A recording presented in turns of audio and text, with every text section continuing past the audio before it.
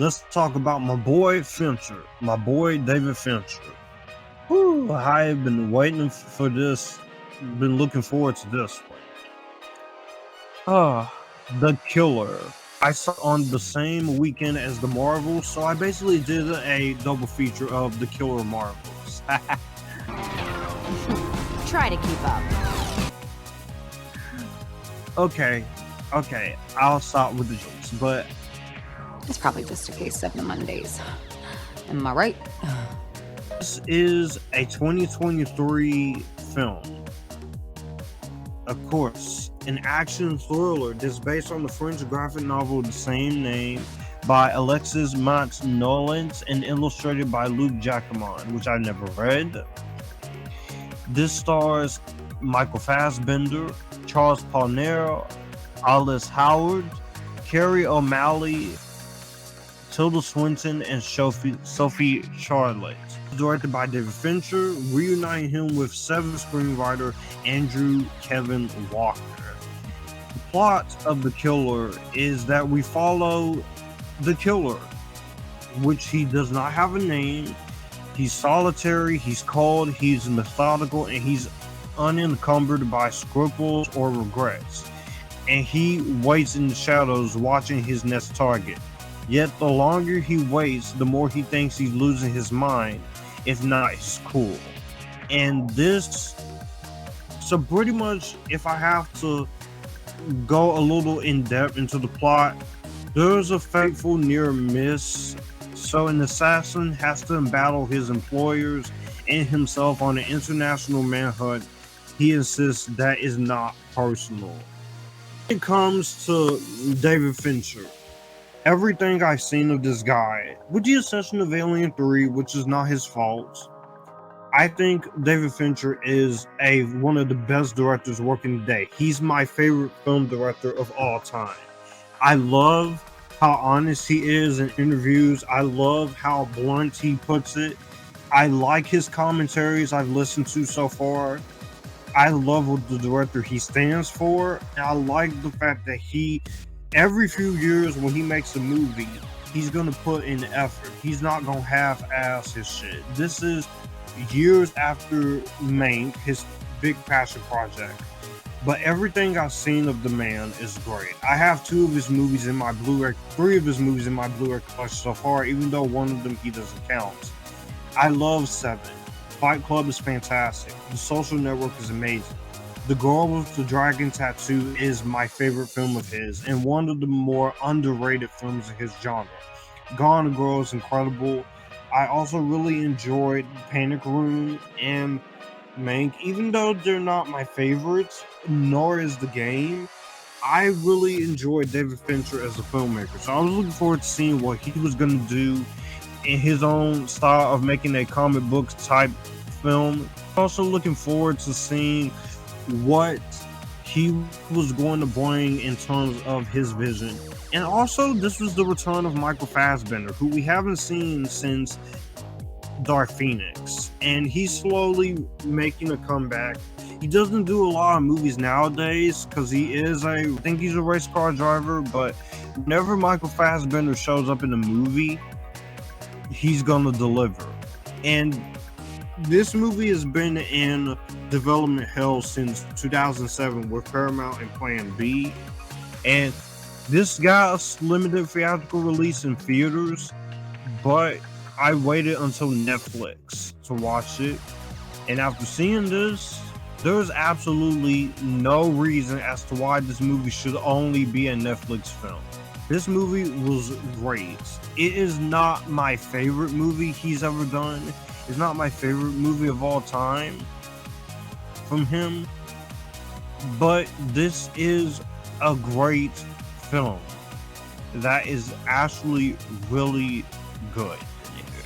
And I definitely really enjoyed what this movie had to offer. Start off with the pros in terms of The Killer. This movie is shot well. David Fincher gets some great visuals. I love David Fincher's visual style. He comes from music videos, so the man is still got it. He still got it. David Fincher I got immense respect for him as a director and as a filmmaker. He is able to get some great shots in this.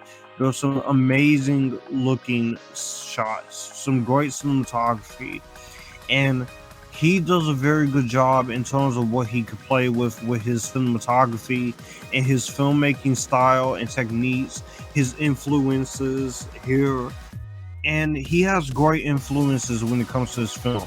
The way his methods are, which he does a lot of extensive research and preparation and casting, and the way he's able to get a lot of different takes, and the way he's able to challenge people is great. And I think that is the commitment that he does. He's not some asshole like Stanley Kubrick who's just gonna do multiple takes and just drive you crazy. He wants to get the best out of his actors in terms of cinematography and acting wise. And the visual styles he uses, which is tracking shots and panning shots and tilt shots, he makes some great ass looking films. The way he's able to make his shit look great. So he does a fantastic job here. And I also love the way he just tackles a lot of things here when it comes to it. So he's great in terms of what he can play with here. Cinematography wise, by Erik Messerschmidt, who did a great job with The Gone Girl and a little bit of clips I've seen in Mindhunter and Legion and Mank. This guy does some great cinematography, beautiful camera work.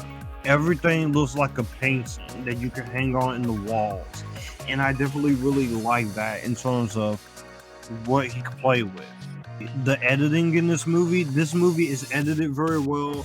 Kirk Baxter and Fincher has worked on so many different films, and they make each other's collaborative efforts look great.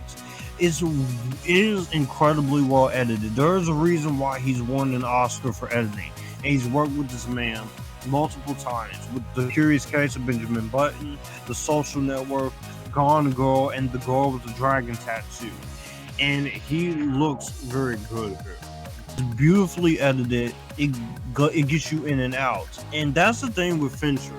He can make a movie short like this in The Social Network, or something longer like Seven or The Girl with the Dragon Tattoo, but he never gets the bore. He never bores you in terms of his filmmaking. It has a little bit of that Hitman vibes to it, because it's like Agent 47 with Assassin's Wives. And the way this movie is split into 6 chapters is great. It's really good here when it comes to that. And there's not a lot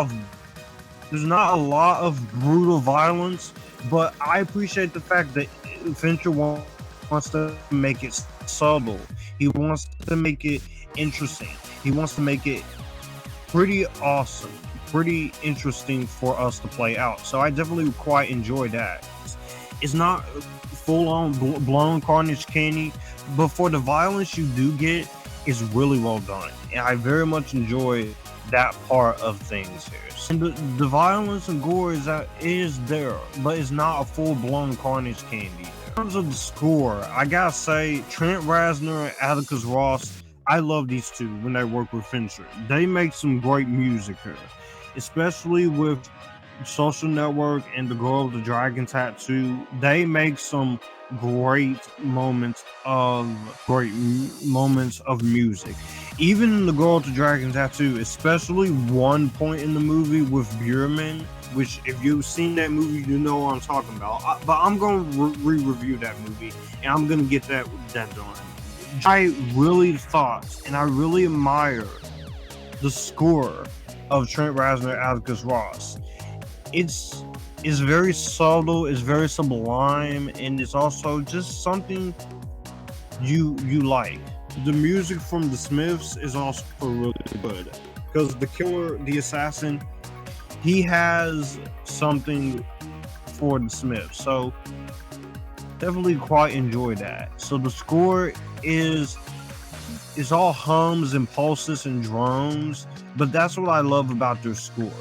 Now let's get into the acting. Michael Fassbender. He did take a 4-year hiatus after Dark Phoenix, besides doing auto racing, but I gotta say, he does a fantastic job in what he sets out to do in terms of what movies he makes.